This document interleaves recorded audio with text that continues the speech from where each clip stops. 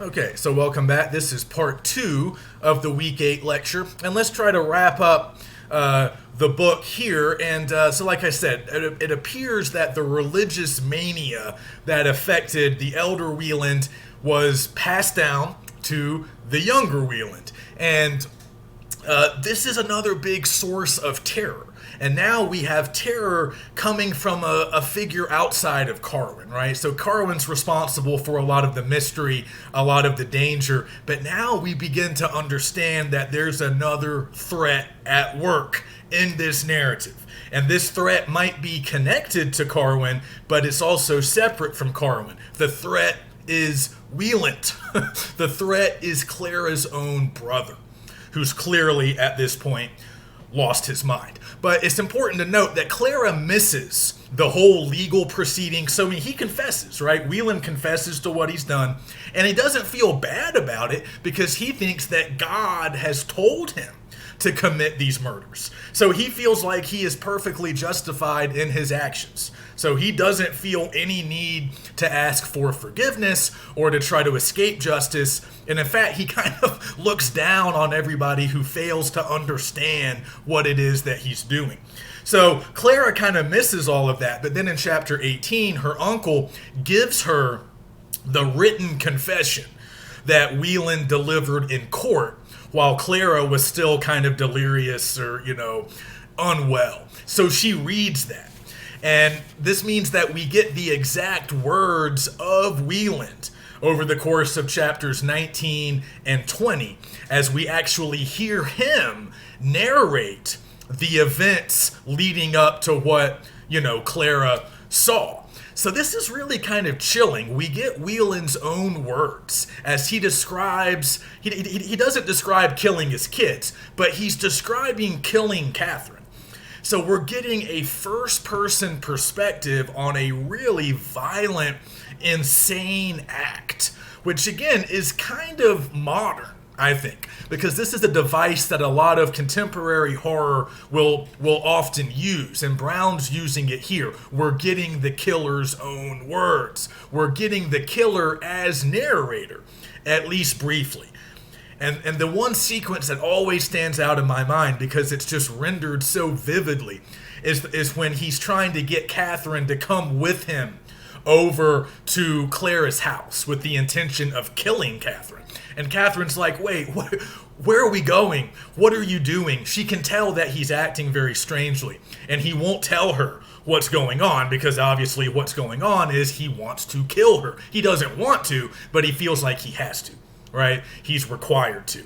And that's painted in pretty vivid hues, and it's really quite wrenching emotionally. And as he describes how difficult it is for him to kill Catherine, he strangles her, but it's difficult for him to do it because obviously he still loves her. He doesn't want to hurt her. So he loses his conviction at times. He sometimes lets up. She's struggling for air. It's all very detailed and graphic and pretty disturbing, frankly. So we get that whole account, and then we return to Clara in chapter 20 as she kind of resumes the narrative. But then we hear this story from her uncle in that same chapter. I believe this is chapter 20. Cambridge tells her about this story of a relative on her mother's side. So we already know that weird stuff's going on the father's side, on her father's side of the family. But now Cambridge, who's a relative of her mother, her mom's dead by this point as well. Cambridge tells her this story about like another uncle or some relative of her mom's who took a running leap off of an English cliffside one day because he was overcome by some kind of mania, some kind of brief episode of insanity. I think Cambridge describes it at one point as maniacal illusions. And there's an idea that maybe this craziness runs in the family. I think that's what Cambridge is trying to suggest, because we know that weird stuff's happening on the dad's side, and now we realize that there might even be a history of insanity or maniacal illusions on the mom's side too. So again, this is a convention of Gothic romances. I mentioned it briefly in week 7. So the traditional English Gothic romance would have featured lords, ladies, castles, maybe ancient curses, and a lot of supernatural elements. Now, clearly, we're in America. We don't quite have the castles.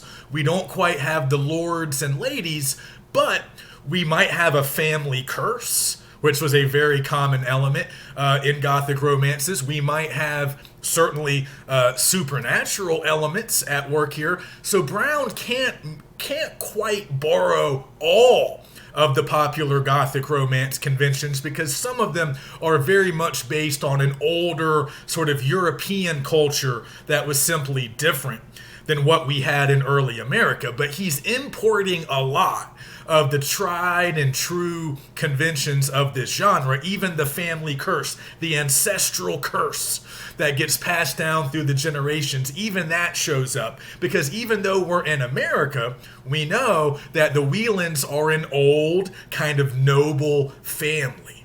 So they have a lineage and a history that goes beyond America. And we see that on both sides, learning about the German sort of past of her father's side, and then learning about stuff that happened on her mother's side back in England. That crazy guy jumping off the cliff, that didn't happen in America, that happened in England, right? So a lot of the crazy stuff happens in America, but again, the Whelans are an old family, and they have weird stuff that dates all the way back to their earlier periods in Europe. So just keep that stuff in mind. And also, that brief episode gives us another classic Gothic romance convention, which is this idea of the double, or doubling. And we see this in Edgar Huntley as well. It will have this sort of weird idea that the life of one character might be connected to the life of another, and often these will be brother, sister, or relatives, and there's some sense that if one dies, the other one will die, or their fates are inexorably bound to one another. So there's this doubling motif that pops up in a lot of different ways. Again, that was common in Gothic romance, and that's not the only way doubling can happen. Sometimes you'll just have a character that serves as a double sort of for another character. And again, we can maybe see that at work as well, but we have doubling, we have improbable events, we have the family curse. I mean, Brown in some ways is just checking off a lot of the Gothic romance boxes. And again, if you read Huntley, you'll remember that a lot of these same things show up in Huntley because they were common. Okay, so moving along, again, Clara continues to think about the supernatural. Especially, after hearing some of this stuff, she's wondering about the possibilities of, things out there that are more than human, more powerful than humans, more intelligent than humans. And I want you to just pay attention to the fact that when she finishes reading her brother's written confession, I mean, yeah, she's terrified, and it kind of makes her sick to her stomach to read all of that, but she's also filled with wonder and awe, much like she felt when she first heard about Carwin, or when she first heard about those voices. She didn't know yet that Carwin was responsible. But remember, this is another through line. This is another recurring feature or motif. This is something that keeps popping up in the narrative. Clara isn't just scared. She is scared about what's going on, but it also makes her wonder, like, what else is out there? Is there some supernatural force that's making all of this happen? And she begins to think that maybe Carwin himself is supernatural, right? That begins to be part of her explanation as she tries to navigate all of this weird stuff. So again, the way, even after reading her brother's account, it kind of makes her feel like those voices first made her feel. It kind of makes her feel a little bit like Carwin made her feel in the early days of their acquaintance. She's curious. She's also scared, but she remains curious throughout, at least until the end. Okay, so important stuff starts to happen really around like chapters 21 and 22. So remember, at this point, she's pretty sure that Carwin is responsible for the voices that made Wieland kill. So in chapter 22, she decides to go back to her house. I think she's preparing to leave for Europe with her uncle, and she kind of wants to see the house one last time. I'm not exactly sure why she wants to do that, but she goes back by the house, and again, she sees a light on in her bedroom. She assumes it might be Carwin, and she's right. But again, she thinks that he might be supernatural. How is he getting in there? How is he getting access to her room? How can he seem to come and go in ways that don't always add up? So this is contributing to her belief that he might be supernatural. So she goes into the house, and this is another creepy, memorable scene beginning here in chapter 22. So she discovers Carwin. Yet again, he's hanging out in her room, something that he seems to make a habit of doing throughout the book. But this time, he comes clean with her. He finally reveals the truth behind his ventriloquism and behind all of the events that have been transpiring. So this is an extended passage here. This is chapter 22. I won't give you page numbers because I know your pagination is different, but this takes about 16 pages or so. His explanation, Carwin's explanation. So this begins in chapter 22. It continues over into chapter 23 and chapter 24. So again, in my edition, this is like 16 pages of text as Carwin tells his own story, and he narrates the events that had perplexed everybody else, and he's trying to explain to Clara what has really happened. So just to clarify some of this stuff, and again, we don't necessarily have to believe Carwin, but we need to understand his explanation. So what he says is that yes, he was guilty of impersonating Catherine's voice way back at the beginning of the narrative. The first voice that they heard was Catherine's. Remember when Wieland is going to his dad's old temple that they've kind of repurposed as a performing space, a place to put on plays and read and hang out. So remember, that's the first time we hear the voice, when Wieland is going to the temple to like pick up a letter or something, and he hears what he thinks is Catherine's voice, his wife, telling him, to come back or whatever. So that's where Carwin starts, and he's like, yeah, that was me, okay, but let me explain why I did it. So basically what Carwin tries to claim here is that he never really intended to hurt anybody with his ventriloquism. So yes, he has the ability to throw his voice. He has the ability to impersonate other people's voices. It's just a natural gift that he has. And as we know, this is a real thing. Some people really do have this gift. I don't know if you guys have ever seen a ventriloquist live. They're super creepy, I think. But yeah, people can do voices. People can throw their voices. It's a real thing, right? So Carwin has this ability. So he admits to it. And he's like, yeah, sometimes it's gotten me into some trouble, So he's a little bit mischievous. He's a little bit of a troublemaker. But at least in the way that he presents himself, he's not violent. He's not actually like a really terrible criminal. He generally just uses the voice, or some kind of a voice, to extricate himself from sticky situations. And that begins at the very start. So what he tells Clara is that he went to so by this point, when that voice is first heard, he's already been kind of incorporated maybe a little bit into their social circle. If I'm remembering the sequence of events right, or actually it might have happened, I don't really remember if they know him yet, but according to him, he's just kind of walking by the temple, and he decides to pop in for a minute. Maybe it was raining or something, I don't know. But he goes into the temple kind of uninvited. He's not really supposed to be there, and he picks up a letter and just kind of idly starts to read it. And At this moment, he hears Wieland approaching, and he doesn't want to be found in this kind of compromising situation. He's not really supposed to be there. He's not supposed to be reading these people's letters. So we learned this about Carwin. He's very nosy. He likes to just kind of butt into other people's lives. So we're going to see that more with his conduct towards Clara. But at this point, he's like, yeah, I didn't want to get caught, so I needed to get Wieland away from the temple, so I made it seem like his wife was calling him so he would go back to the house and I could get away undetected. So that was the first time I used the voice. I didn't really intend to do it. I just didn't want to be caught in an embarrassing sort of situation.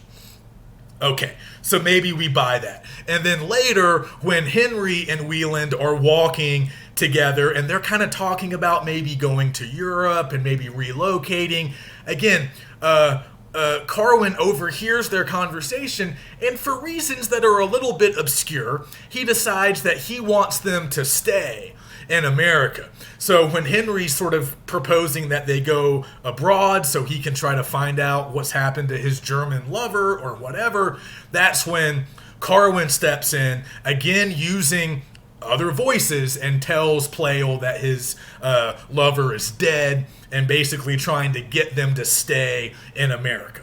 Again, so he's meddling in other people's affairs. He's very nosy. He obviously takes liberties, but he's trying to make the case that I'm not violent, like I'm not dangerous. I just I overstep my bounds. So those are some of the first times he uses the voice. And then he goes on to tell Clara that he decides that he had decided previously to kind of put her to the test. So he's heard all of these great things about her, especially once he does get sort of integrated into their social circle. And he starts hanging out with them. And he learns that everybody has a really high opinion of Clara. She's very independent. She's very accomplished. She's very intelligent. People think she's very strong and kind of self-sufficient. Again, for a woman, right? That's kind of the larger idea of the time period. She's a very impressive example of a young, sort of accomplished woman. So Carwin hears all about this, and he's like, you know what? I want to find out if she's really as much of a prodigy as everybody thinks. I want to put her to the test. So this is what he explains. And he says, all right, so first of all, I had a little fling with your servant, Judith, and that's how I've been able to gain access to your house. So again, this is what Brown does. He tries to provide rational explanations for all of the previous things that seemed supernatural. So there's a reason Carwin was able to come and go as he pleased. There was a reason he was able to get up into Clara's bedroom without Clara realizing it. And the reason was Judith, her servant, who would let him in and would tell him about Clara's schedule when she was coming or going, so he could sort of plan accordingly.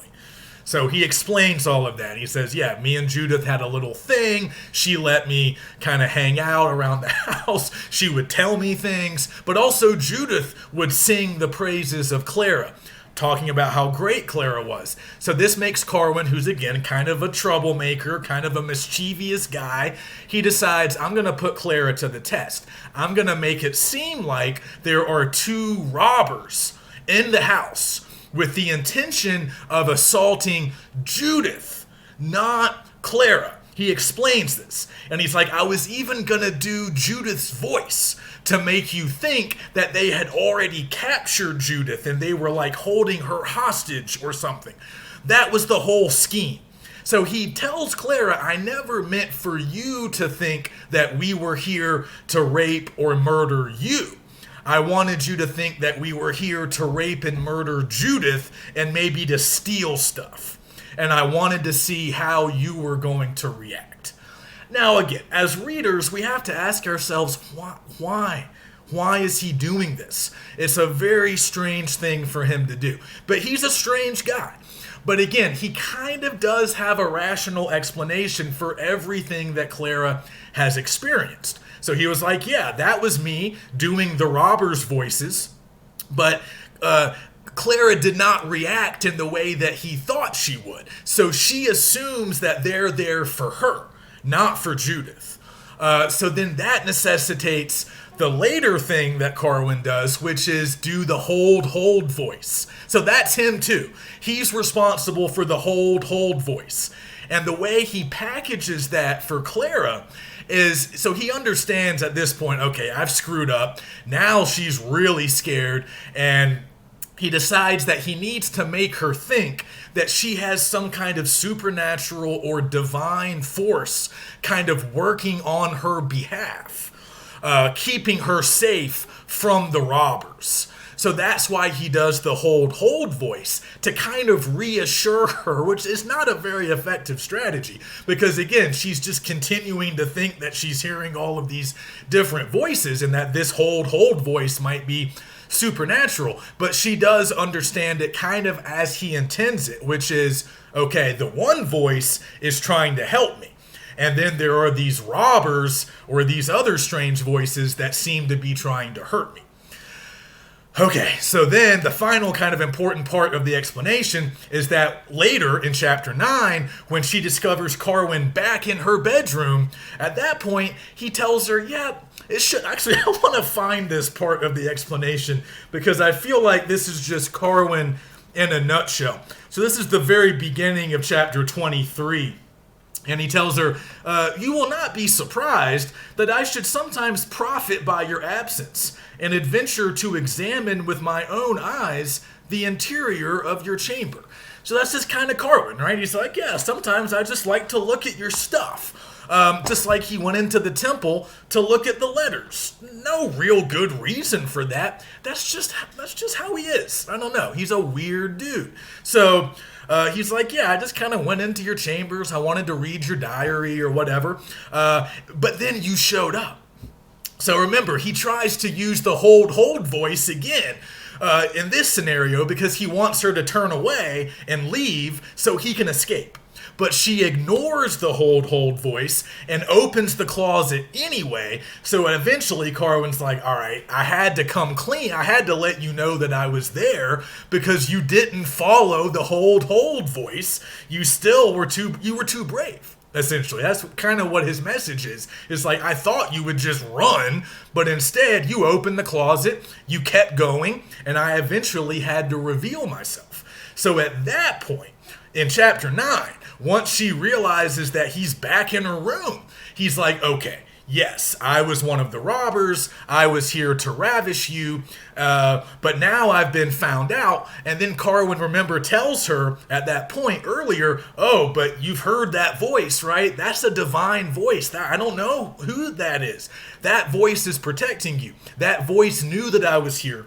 And that voice is trying to keep you safe from me, so I better go. And he flees again. But that was all a fabrication.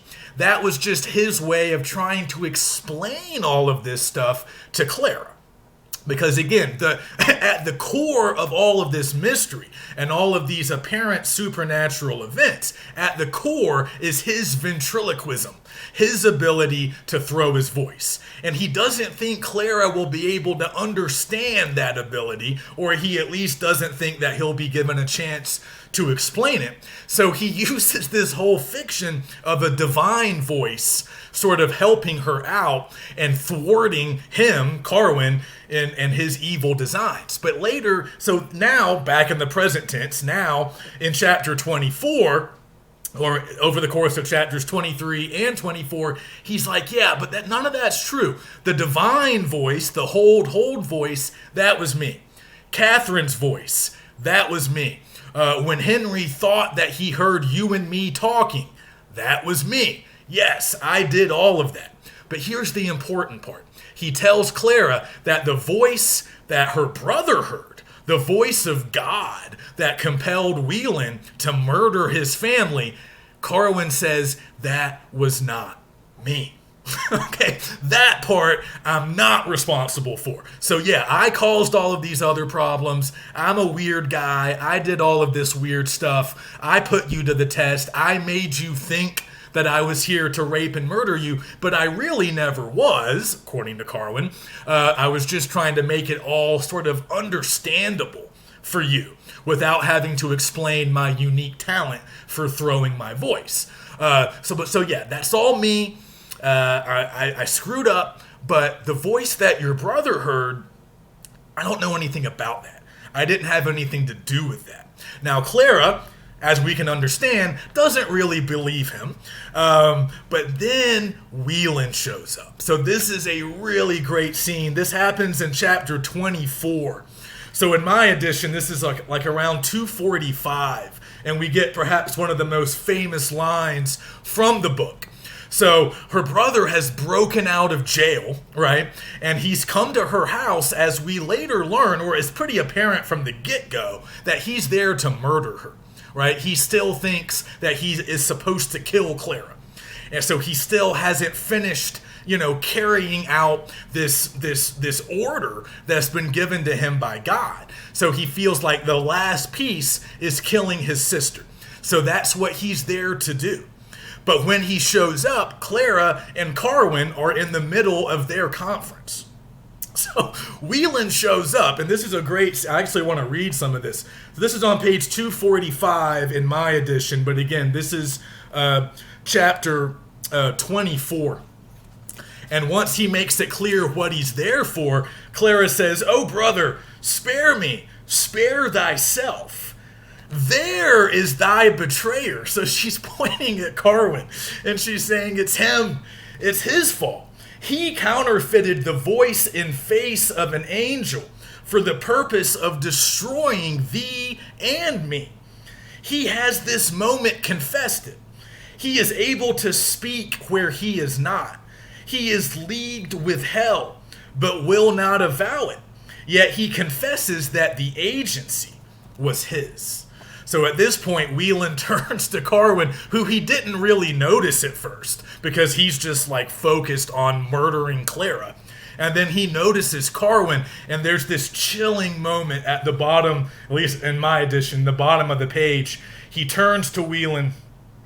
My brother turned slowly his eyes and fixed them upon Carwin. Every joint in the frame of the latter trembled. So Carwin is scared at this point.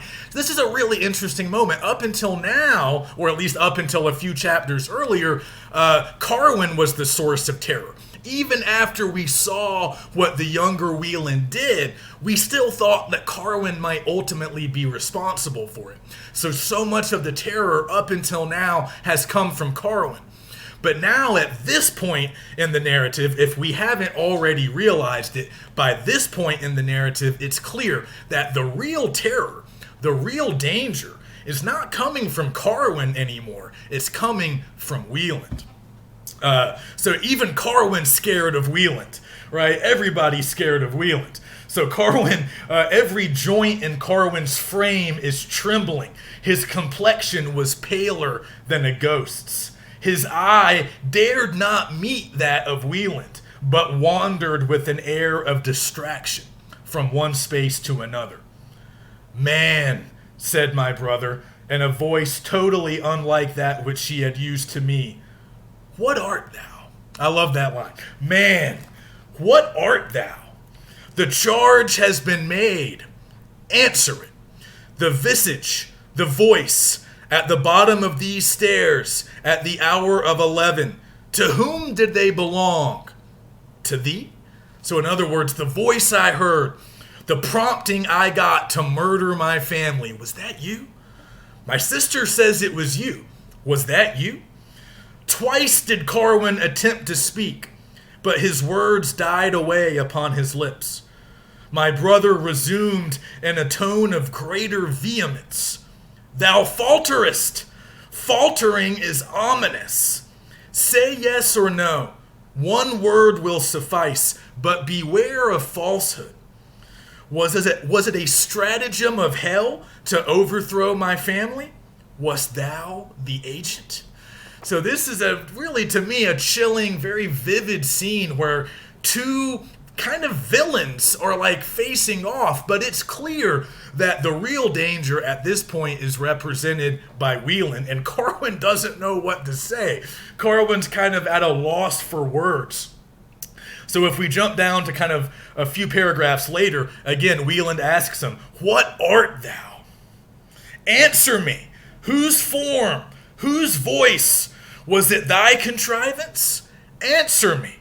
The answer was now given, but confusedly and scarcely articulated. This is Carwin talking now.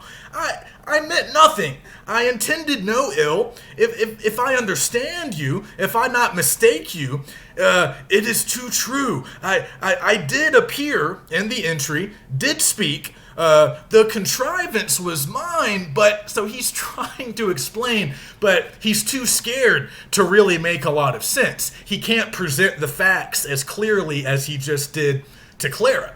But notice what happens here. So Wieland undergoes a rapid change. Initially, he seems to accept this basic explanation that Clara is still believing, which is that Carwin is responsible for the voice he heard. Even though Carwin himself is saying, "No, I'm not," but Clara doesn't believe him at this point.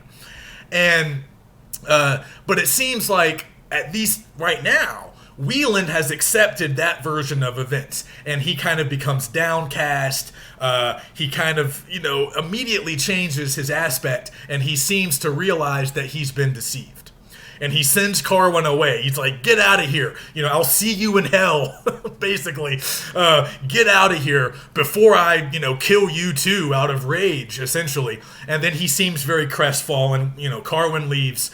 And then at the beginning of chapter 25, Clara is alone with her madman of a brother. But then he changes again. So initially, Clara's like, okay, he's accepted the truth. It's going to be very difficult for him because now he realizes that he killed his family for no good reason. He was deceived. He wasn't called upon by God. This was not a sanctioned by heaven event. Okay, this was something very different. So she's like, okay, he's going to take it pretty hard, obviously. But then he reverses course, Wieland does. And he decides in chapter 25 that Carwin is actually a demon that can assume different forms. So yes, even though, now Carwin's in a human form, whereas previously he was perhaps in a different form, but it doesn't matter because this demon is still delivering these orders from God. So it doesn't matter what form he assumes, and it doesn't even matter the true nature of Carwin. What matters is the message from God. And the message is keep on killing. And in this case, that means that he needs to kill Clara. So that, again, becomes his intention. That becomes his goal. So once again, he starts to approach Clara. He says, "Prepare to die. I'm sorry, but I have to kill you. It's not from malice. It's just what God wants me to do." And at this point, Carwin reappears for a final time. He uses that hold voice one more time, but this time he's using it on Wieland. And he finally steps in and makes it seem like Wieland is again hearing from God, but this time he's hearing that he's been deceived. And Carwin basically tells him, "Stop acting like a maniac. It's all been a big misunderstanding. Stop." And at that point, Wieland does. But he's so overcome by despair that he kills himself in front of Clara.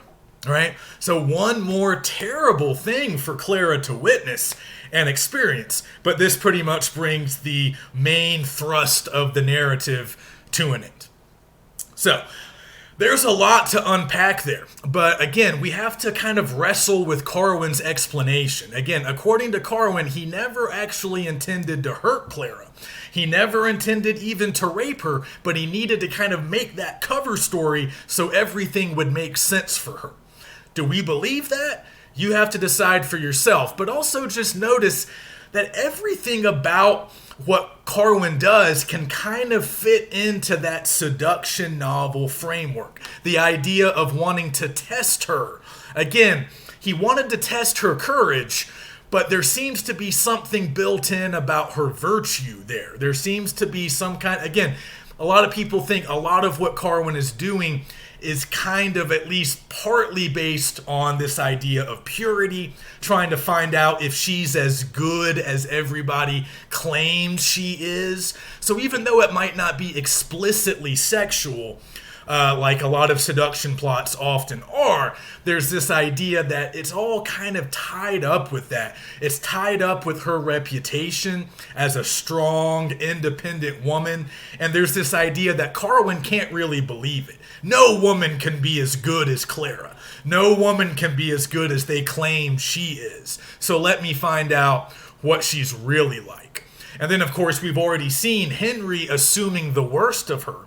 Henry not being able to accept a supernatural explanation. Instead, he just assumes that she's a fallen woman, because that was kind of more, that was an easier thing to understand than some of these alternatives. So again, maybe this is kind of a seduction plot. Clara wasn't being pursued by sort of a traditional rake or seducer. Carwin is a different kind of seducer. Maybe he was trying to seduce her more on like a psychological level, a spiritual level, but maybe there's also that element of physical menace built in as well. But things get kind of resolved at the end, as we see in the final chapter. Clara eventually goes abroad with her uncle. And she eventually marries Henry. First, Henry marries the German lover, who of course never was dead, but conveniently enough, she dies after only about a year of marriage, freeing up Henry to then marry Clara, and they kind of end up happily ever after. But then we get that moral lesson embedded at the very end of the narrative. It's almost lost in all of these superfluous details about Louisa Conway and her father, these superfluous characters that we learned about back at the beginning of the narrative, but they have barely featured in the main narrative events. Louisa, remember, kind of like lived with the Whelans, and her father had like been lost at war or something. I don't know. Who cares? It doesn't matter. Louisa is not a developed character, and this goes back to what I said earlier about Brown not revising. He clearly had originally some bigger intention, some larger role for Louisa to play. But he changed his mind, or he just forgot about her. So she barely shows up at all in the narrative, but she is murdered by Wieland. I'm pretty sure she gets killed along with his children, and Catherine, of course. But she's not an important player until the end, and we get some backstory about her and her dad and all of these characters that we've never met before, and it's just like, who cares, Brown? Why are you talking about these people? Particularly here at the very end of the novel, when we're trying to get some resolution on the characters who actually matter. But we do get that, more or less. And then at the very end, so I'm not sure what page number this is for you guys, but again, this is like the final page of the final chapter. We get the lesson. But it's weird, right? So once we finally get done with all of the Louisa stuff, we finally get the lesson that pertains to the main narrative and the main characters. And it's this. If Wieland had framed juster notions of moral duty and of the divine attributes, or if I, Clara, had been gifted with ordinary equanimity or foresight, the double-tongued deceiver would have been baffled and repelled. So notice what she's saying here. The failure was both on the part of her brother and her. If Wieland had framed juster notions of moral duty and of the divine attributes. So again, to kind of parse Brown's language or translate it into a more modern lexicon, she's basically saying, if my brother hadn't been such a religious zealot, if he had had a more clear sense that heaven would never demand that he butcher his family, if he had a clearer sense of morality and the true nature of religion, he would have never done this. And then she also accuses herself of some wrongdoing, right? If I had been gifted with ordinary equanimity, so like, responding to things in kind of a calm, measured way, or foresight, being able to kind of look ahead, plan ahead, anticipate future events, if I had been able to do that stuff better, the double-tongued deceiver, which could be Carwin, but it's also kind of an image of the devil, perhaps, the double-tongued deceiver would have been baffled and repelled. But we have to decide, do we believe that? Is the only problem here the fact that Wieland was kind of a religious zealot and perhaps Clara sometimes acted in a slightly rash or kind of precipitate way? Is that the issue? And I don't even think that she was really super rash. I mean, she was brave. She maybe took on some unnecessary risk that other people wouldn't have. But did she really make any critical mistakes here? Is it really her brother's fault that he might have inherited some kind of insanity, some kind of religious mania from his father? So again, the tension that we're left with is Brown trying to provide rational explanations for a lot of things that don't seem necessarily rational. So Carwin has explained the voices, he's explained a lot of the events, but what remains kind of unexplained is the religious mania. Why does that religious mania run in the family? We're still not 100% sure why the elder Wieland spontaneously combusted.